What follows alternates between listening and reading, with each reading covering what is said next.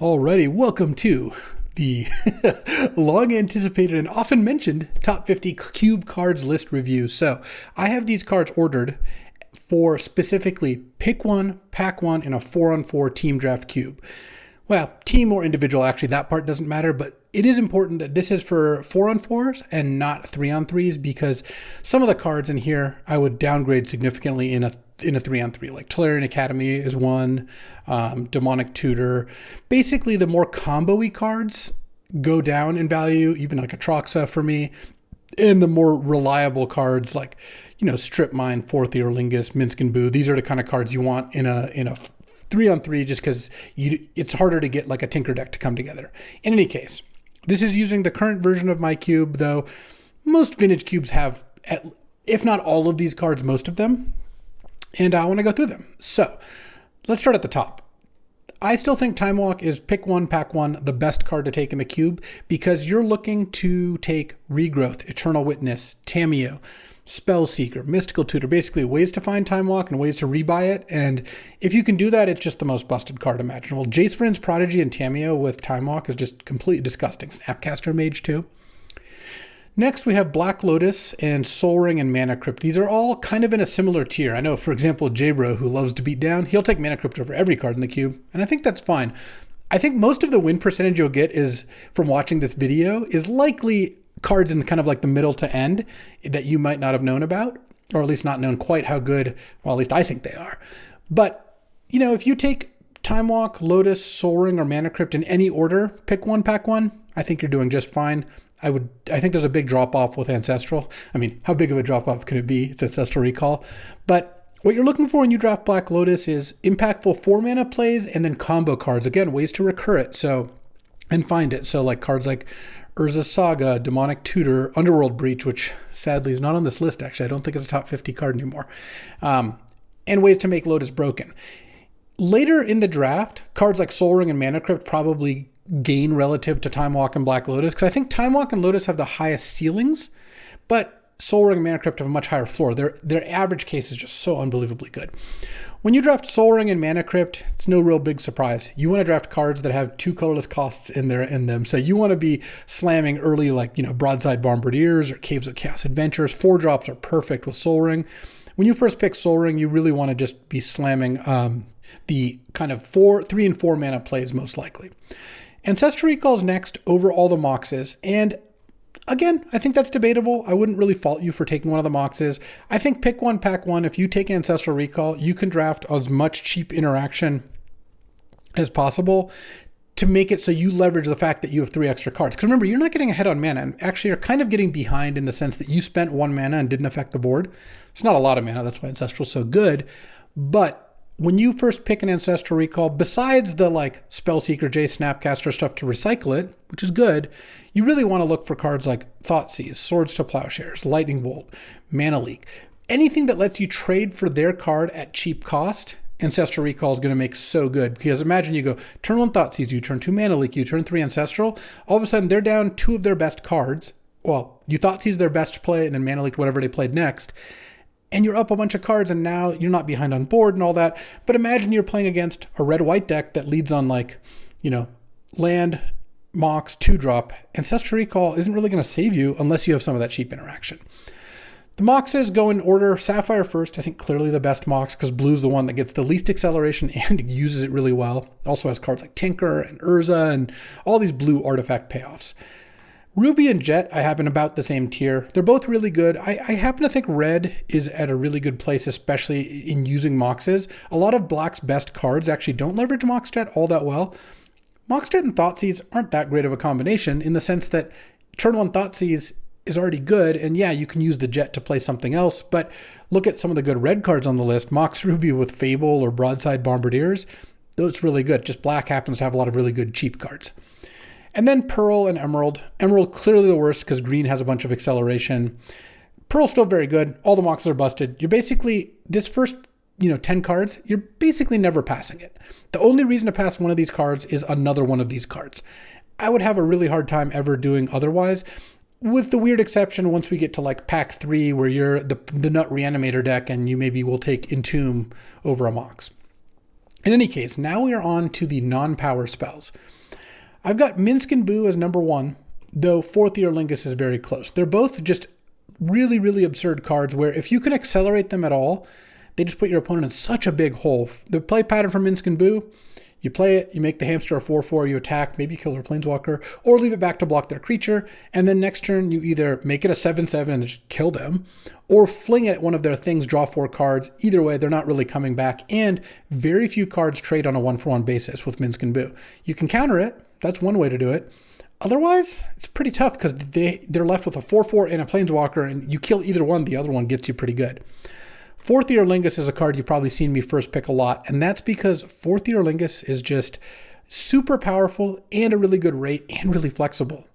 The dream, which I've actually never done, is turn 1, 1-drop, turn 2, 4th for 0, attack, gain the Monarch, and then it's just 2 mana, gain the Monarch. That's already good, but more realistically, you either cast this for like X equals usually about 2, hopefully a turn early with a Mox or an Ancient Tomb or something, and put a couple creatures on the board, get the Monarch, your opponent's now behind, similar to Minsk and Boo, where you not only are the Monarch, you also have these creatures in play, and it's hard to deal with both.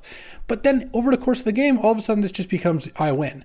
6 mana deals 8 damage, assuming they're not blocked. You have 7, 8 mana, you just instantly kill them.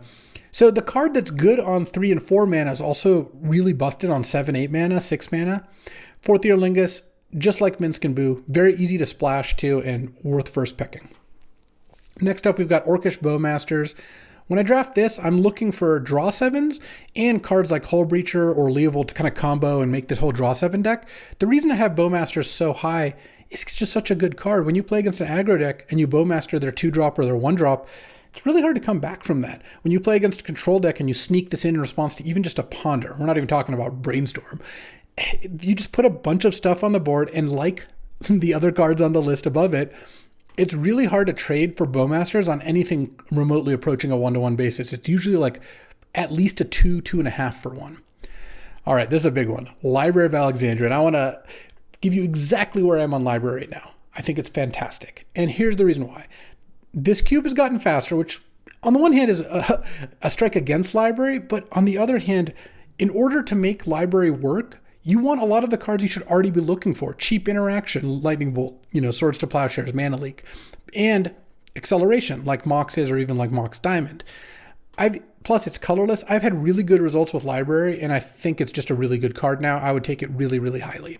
Academy. Well, this one's a bit of an indulgence. I think for most people, Academy should be taken probably in the next couple tiers. I find that if I first pick Academy, I can draft a really busted Academy deck a lot of the time. If that's not your speed, totally fine to just opt out and take a Thoughtseize. That's a really reasonable pick. But I think that when you can draft the whole draft knowing you have Tolarian Academy, not like what I do, which is hoping I'll get it, you end up with a really good Academy deck, and it's super busted. A land that taps for 3 or 4 mana is unbelievably good. Next up, we've got a bunch of black cards. So Reanimate is the best of the animates, though I have Animate Dead on here as well, and I don't think Necromancy or any of the other ones really make the list. Reanimate is 1 mana, gets from either graveyard, and thus the combination of those things make it really hard for this card to ever not only be bad, but also not be one of the best cards in your deck.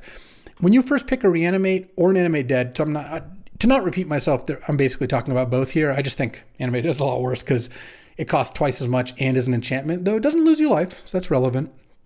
But when you have these 2 cards, Animate Dead and Reanimate, you don't have to draft a Reanimate deck, an Animate Dead deck. You can just draft a black deck and it's going to be good in that deck. I mean, when you Thoughtseize them, then Reanimate their creature, that's awesome. Or when you just Lightning Bolt their creature and then on turn 4 you play a 3-drop and Reanimate their 3-drop. It's just a really strong sequence. Thoughtseize is such efficient interaction that I rarely pass it. I think it's just really strong. 1 mana, gives you all the information about what they have and takes their best card. Really great. Lurrus is another card I love, especially when you get it early, because companioning Lurrus is one of the best things you can do in the cube. When you companion Lurrus, the best way to build it is not an aggressive deck I've found. It's a 3 to 5 color control deck where you're trying to combine, and look, you're going to see this come up again, cheap interaction and Lurrus, because think of Lurrus as an Ancestral Recall. It's pretty similar, right? When you companion this, at some point in the game, setting the mana cost aside, you get a Lurrus in your hand, you're up a card, you cast it and get another card, you're up another card, and then they kill it. So The worst case scenario is often Ancestral Recall, and if you can protect it or bring it back with Reanimate, not to mention Animate Dead is busted with Lurrus because you can just cast this out of the graveyard.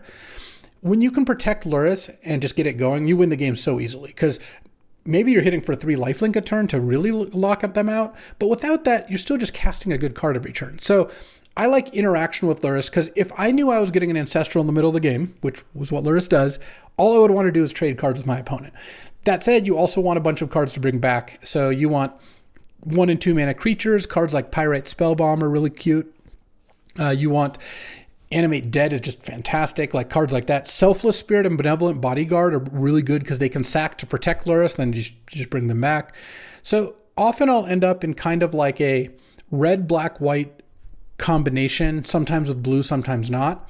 Green is the least likely color with Lurrus. I don't think it fits that well, because green has ramp and Lurrus decks don't have much to ramp to, where you're just trying to interact, play your cheap creatures, and at some point go, Lurrus, replay my thing, replay my, Walking Ballista, replay my Ragavan, replay my whatever, and just get value from that.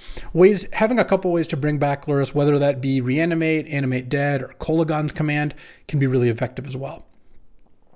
Also, when you are Lurrusing, big spells like Fracture Identity or Pest Infestation can be kind of nice because they give you a big expensive card to cast that doesn't break the Lurrus companion rules. We already kind of talked about Animate Dead, but Swords to Plowshares is the best straight up creature removal on the list and in the queue. It, for 1 mana, exiles anything you want at negligible drawback, and sometimes you even swords your own creature to gain life. I think Swords to Plowshares is easily splashable, fantastic with cards like Snapcaster Mage, and just a great card in any deck. Fable the Mirror Breaker is the best mono red card. You cast this ideally on, like turn 2, and your opponent is just left with multiple things to deal with. If they don't deal with the goblin, you're just going to run them over because you'll get, getting a treasure every turn is huge. You get to then fix your hand by discarding your 2 weakest cards, and they still have to deal with Chapter 3. Just a busted card. There's a reason this got banned in Standard. Now we're into a somewhat controversial card, Mana Drain. It's funny, this used to be one of the best cards in the cube, and actually still is, in my opinion. I guess I have it 22nd here by this note. But the double blue and the reactive nature of it makes some people shy away from it. And I wouldn't really fault you for taking Drain over most cards in this tier and some of the cards in this tier.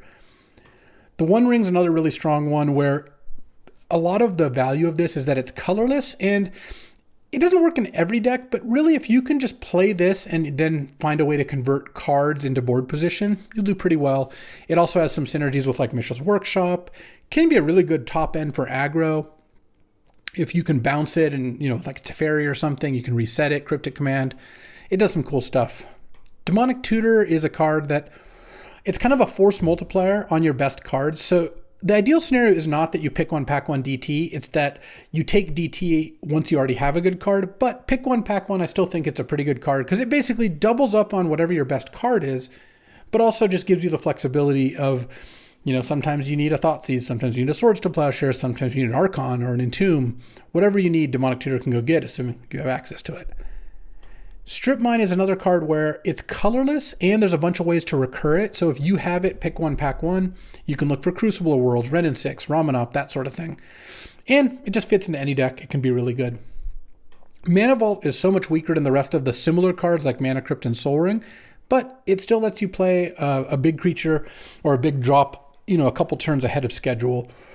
Not every deck can really use all 3 colorless mana, and that's why it's a little weaker. Like ideally you have something like Caves of Chaos Adventure or Seasoned Engineer, but I think that Mana Vault is still powerful enough. Plus it works with cards like Upheaval or Tinker really well. Lutri is another companion, and it's a free one. Every deck can play Lutri in this cube because there's no duplicates. Plus it works really well with cheap spells. I think Lutri is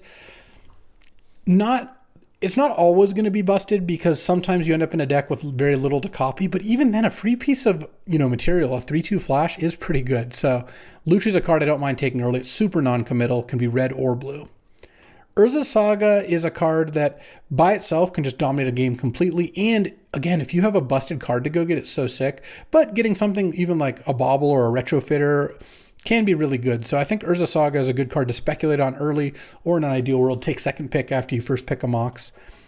One of the newer cards in the cube, Broadside Bombardiers. So this is 3 mana 2/2 Menace Haste, and it has Boast. So if you've attacked with it, you can sacrifice an artifact or creature to deal 2 plus the mana cost of that card to any target, and it costs no mana to do this. So imagine a scenario where your opponent plays a 2-drop, and you go land, Mox, Bombardiers, attack, throw my Mox at your 2-drop for 2. Now, they don't have a creature in play. You traded 1 for 1, your Mox, to theirs, but you traded a 0 mana card for their 2 mana card. Bombardier is still in play, threatening to do more, and that's a really easy case to imagine. Imagine you throw a Mana Vault for 3 damage once you've used it, or imagine you cast it, attack them, and throw your Caves of Chaos Adventure, and they take 6 damage, and they just die. It's just a really ridiculous card. It works really well if you're making tokens. Overall, a really strong card, and one that keeps moving up my pick order. It's really high right now. Atraxa's next up. In Atraxa, it gets the nod over Archon, which is a few slots lower because of the flexibility. Things that combo with Atraxa. Animates, of course. Sneak attacks, it's really good with all those. Goryo's Vengeance type cards, great. It's also good with Natural Order, which is funny. Sometimes even with Green Sun Zenith, and it's just castable. 7 mana is not impossible, and it draws you like 5 of your top 10 cards, plus puts a 7/7 Vigilance, Lifelink, Death Touch Flyer into play. Atraxa is really good and pitches to all the forces. It's just a very flexible card despite being very expensive. Mystic Confluence, I think the second best counter in the cube. The reason that Confluence is so good, despite actually just costing 5 mana, I think this is the most expensive card on the list so far. Because I don't really count Atraxa, because you're only casting Atraxa a fraction of the time. You always have to cast Mystic Confluence. But this counters a spell and draws 2, or bounces 2 creatures and draw a card, or bounces all 3 of their creatures, or you have to use multiple of the mana leaks on a spell. That can happen. Or if they do nothing, you just draw 3 cards end of turn.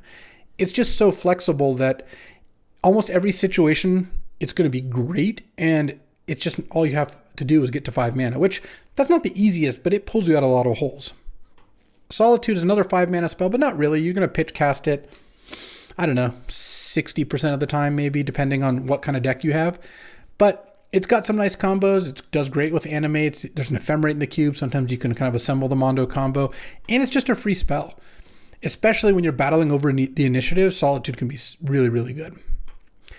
Entomb, I'm lower on Entomb than I used to be. I used to have Entomb more in around this category, the Animate Dead and Luris Swords to Plowshares area.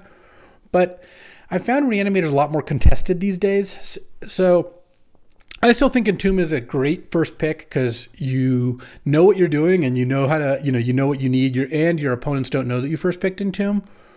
But it can fail more than almost any card on this list. Like, for example, there's no deck that's not going to play Strip Mine. There's no blue deck that's not going to play a Mana Drain. There's no red deck that's not playing, Lightning Bolt, for example. Entomb, Atraxa, Archon, and Tinker, these are the kind of cards that sometimes you draft them, end up those colors, and don't play the cards. So they do get a bit of a knock for that, though Entomb's still very good.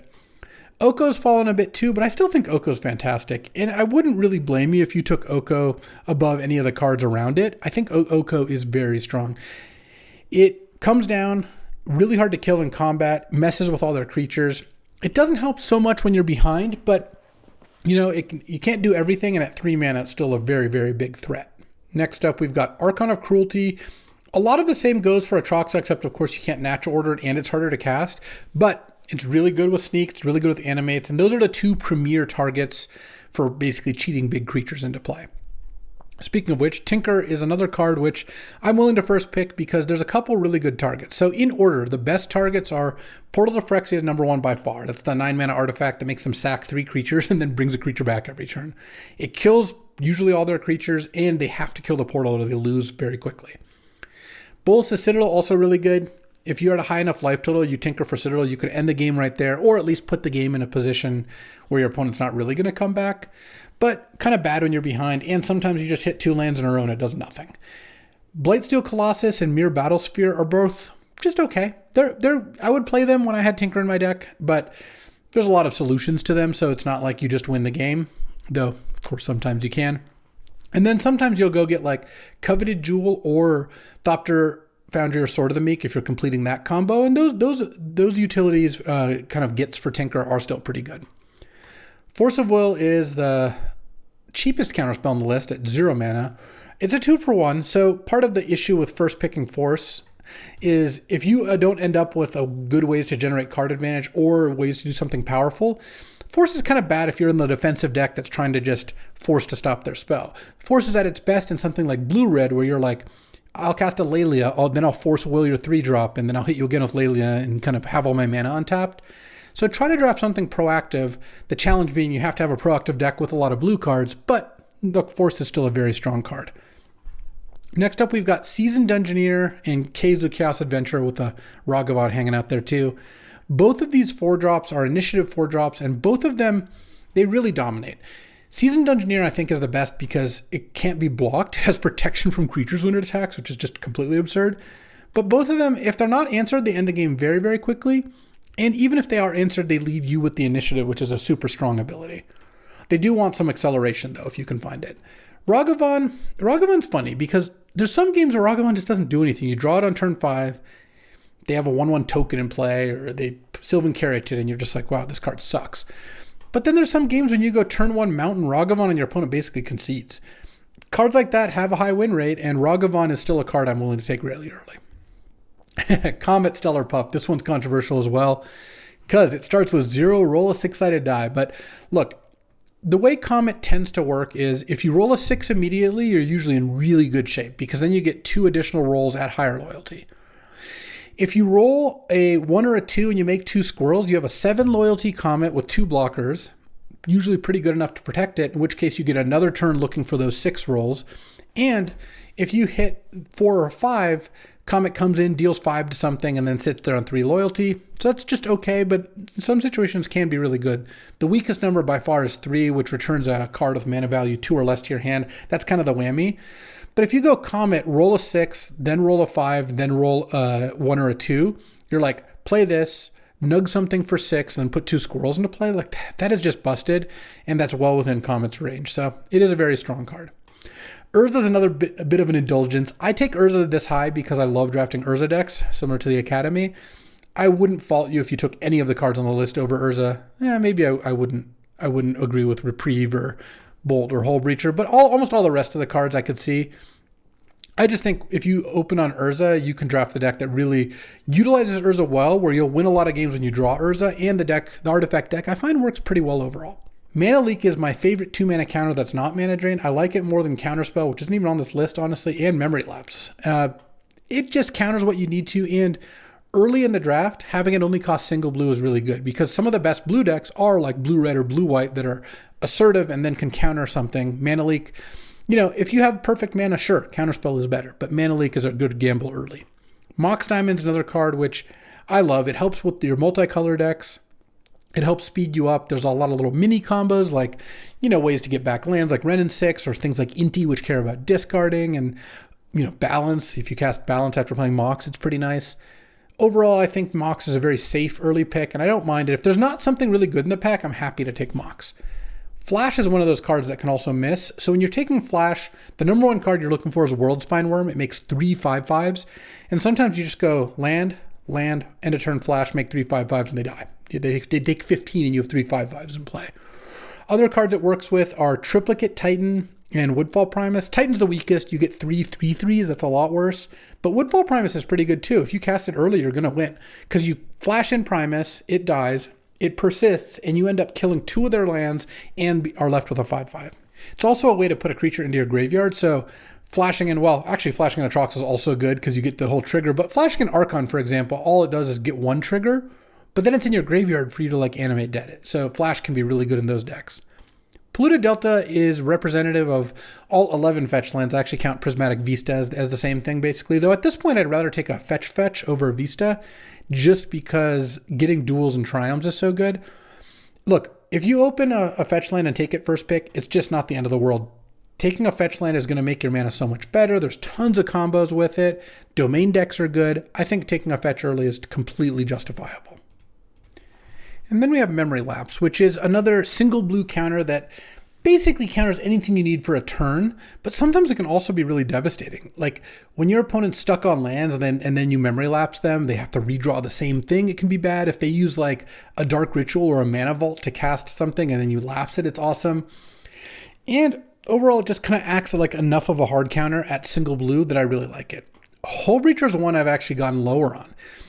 I used to take it really high, but as I played with it more, I've kind of run into the problem where if you don't have Time Twister or Wheel of Fortune or something, which barely missed the list. If there was 10 more cards on the list, I think they'd be in it. They were among the last cuts. But if you don't have a draw 7, frequently you play against decks where this doesn't do that much. Like, you play against red-white, they just rarely have something come up. You play against even something like a green deck, they just don't have that much card draw. And yeah, sometimes you play against blue-white and you cast Hole Breacher in response to Priority and you feel like $1,000,000. But overall, I view Hole Breacher as more of a Splinter Twin combo card with draw 7s, which I'm still willing to take it early, don't get me wrong. But I think you should lower it in your curve. And then Reprieve as a white counterspell. And part of the reason that this gets credit over Remand is it's out of white. White is the one that curves out the most, and having a Remand in a white deck can be really devastating. I do think that countering uncounterable spells is also kind of cute. There's not that many in the cube, but sometimes if you cast Reprieve and on an uncounterable spell, it still just bounces it. And then lastly, the oldie but goodie, Lightning Bolt. It's just hard to beat the efficiency of Bolt. It's 1 mana, can go anywhere, including face, including Planeswalkers. It's an instant. It's really good with Snapcaster Mage. It's really good with any way to like get extra spells. And 1 mana removal versus 2 mana removal is a world of difference. So pretty big fan of Lightning Bolt. All right, that's my top 50. Left out Palace Jailer, Parallax Wave, Lion's Eye Diamond, Wheel of Fortune, Time Twister. These are Fiery Confluence. These are some of the barely misses that I could definitely see over some of these cards. But this is where I'm at right now. If you think I left out anything egregious, let me know in the comments, because this was fun to make, and I hope you enjoyed this we departed from our regular cube content to just give a little metagame discussion. I do want to give a shout out to Mac and Adham. They both helped me with this list, reminding me of some cards I forgot when I sent them the first draft. So good job, lads, though. I'm still going to take Manager this high. Sorry, Mac. All right, that'll do it for today. Thanks for hanging out and watching a slightly different piece of content. I'd love to hear about it. Let me know what you liked, didn't like, and maybe there's room for more of this. In any case, I'll be back tomorrow with a draft, so don't go anywhere. I'll see you then. Thanks for watching. If you enjoyed this video, make sure to hit that like and subscribe button. It helps out the channel, and you won't miss a single draft.